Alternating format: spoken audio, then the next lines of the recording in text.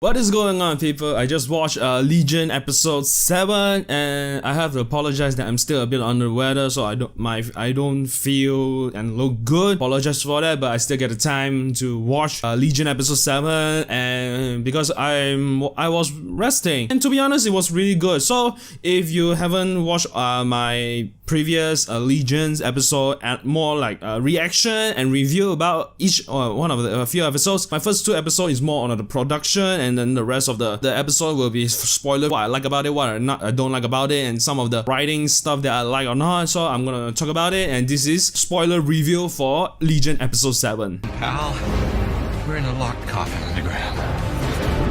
I'm coming for you, baby. We'd better rescue them, facing certain death and all that. We have to rescue them. Didn't I just say that? I'm sure I said that. So Legion episode 7, okay, it was a big cliffhanger in the episode 6, and now we have so many things that kind of explain a lot in this episode, and then there's still a bit of cliffhanger by the end of the episode. There are so many things that did very well in this episode, which in a way every episode did very well in their own way, just that it's getting more interesting and more interesting, but to the point that this particular episodes, it felt like an ending of the whole season 1, but at the same time it's still ongoing, because I know that there will this season there will be 8 episodes of Legion, and then next week we'll get the finale of the whole season. To be honest, it's really good so far. I can't wait for the next episode. So there are a few things I really want to talk about. The episode started with Jermaine Clement. He bring Carrie back to his astral plane. They started explaining that he doesn't even remember that his own wife. At first it was a bit confusing, like you don't even remember your wife. He was explaining that because he spent so many a lot of time there, to the point he started to get memory loss. I don't think that it's a memory loss. It's more of a, because he get used to his own comfort zone, to the point he don't even really care for the outside world. Like I said in my previous episode, where he gets very, very comfortable in his own space. He started to explain with Carrie that this particular parasite, then there's more information going on, that he is the Shadow King. I forgot the real name for him, but I somehow know that Jermaine Clement knows more information about particularly this yellow eye, so now I can refer him to as Shadow King. Now we know his purpose for controlling David and such, because there's so many things that explain so well in this episode. Like why, if you think about it, like why did the Shadow King particularly want David's mind? So later on we'll be covering that, where David started explaining his past and such. Because you think about it, the Shadow King, he needs something powerful, because he wanted to be God. So that's why he struck David. When David was a baby, he already strike him, and then later on David explained more stuff. Okay, other than that, when Carrie, he found Sydney, he started to explain stuff to him, and then Sydney knows particularly everything because she knows something is not going well. Corey passes him those glasses. Personally,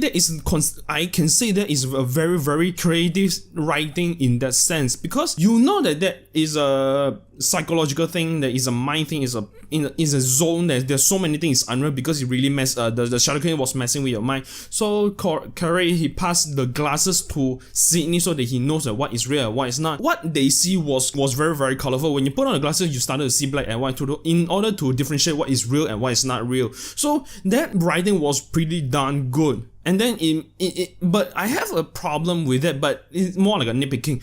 When Sydney was wearing the glasses, she can totally shut off the audio, as in like you don't hear the fake environment, as in people screaming, burning, and very chaotic happening going on, because it only affects the sight when you're wearing the glasses, so that you only can see what is real and what is not real. But why does it have to include with the hearing? You're not wearing earbuds or whatever.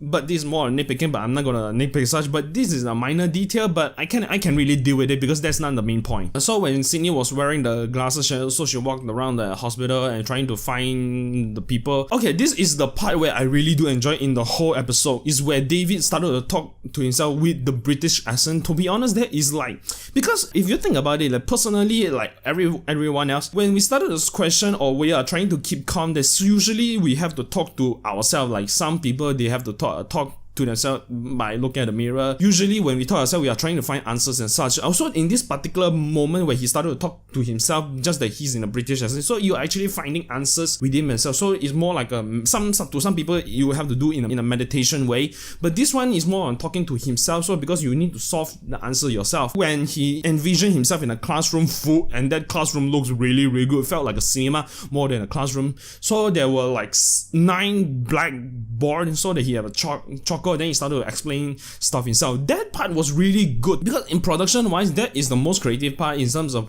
production and writing in that perspective. So when he started to explain himself and such, and then there's only a one glimpse of Xavier chair. To be honest, I never read Legion. I have no knowledge of Legion whatsoever. Seeing Xavier chair there, and then David's illustration of his real father, I can say that he is Xavier's son. But to be honest, it's quite obvious in a way because his ability and Xavier's ability was quite similar because they all have to do with telepathic. So that's why it does make sense that he is the Xavier's son. So when he started explaining, and then the Shadow King wanted to control Xavier, but Xavier was way too strong the Shadow King to control. So the best time was to haunt David when he was a baby, is to condemn him, to control him, press him down in order when once David is out of his mind, so that the Shadow King can control him like I predicted in earlier. So this makes sense. But what I do not understand is that why is Xavier gave David away? Why shouldn't he be protecting? Now we gone with, if Xavier protected David in the first place, then none of this would have happened. Unless I can give you one example, because Xavier do not want his student to be harmed by the Shadow King. Like David did mention that when he was adopted by his non-real parents, the whole house was haunted. Because you have to remember, this word haunted means that imagine that the Shadow King was haunting David in the school of Gifted where Xavier lived. Imagine that he found another person, which is Jean Grey. The Shadow King would control Jean Grey, which will be a chaotic whatsoever. So Shadow King, he have to start from the beginning, so I have to compress David. And later on that he did explain that when David became more powerful and more grown up, and then eventually the Shadow King will take control of his body, then he will become God, which makes sense to be honest. And then his original name sounds a bit Egyptian-y or very ancient, to the point that he is a very old mutant.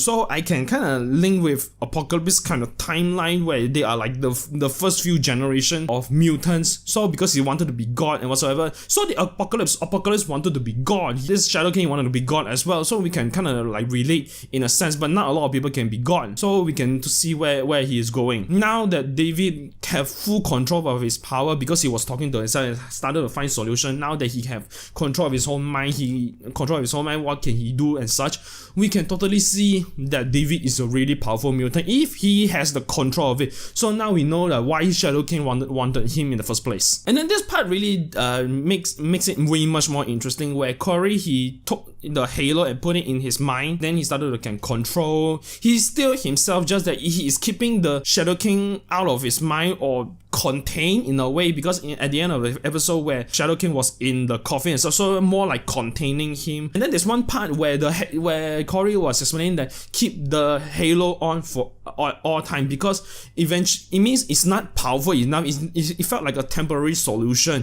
which it did explain. Imagine if that is like the permanent solution, David have to wear that halo all the time, which is silly. What I wanted to see is that I wanted to see David a bit has more control of his power to fight with this Shadow King in the future. I want to have a full control of his own power. Now that we already see the evolution of David, where he started to know how to control his power and such, we just need to see his full potential of his own power to have a full control. There are 2 cliffhanger in this episode, which makes the next episode way much more interesting. The Division 3 is back, try to hunt down David. My question is that how did they found him in that space? Maybe they have been tracking him all the time and such. We do not know how did the Division 3 found him out. And then that person who was in episode 1, he looked up. He's half blind, then his skin was burned. He looks way terrible. I can see the vengeance anger in his eye. So which makes the next episode very interesting. And then the next second point of the cliffhanger is that the Shadow King break off his the coffin. So eventually we'll see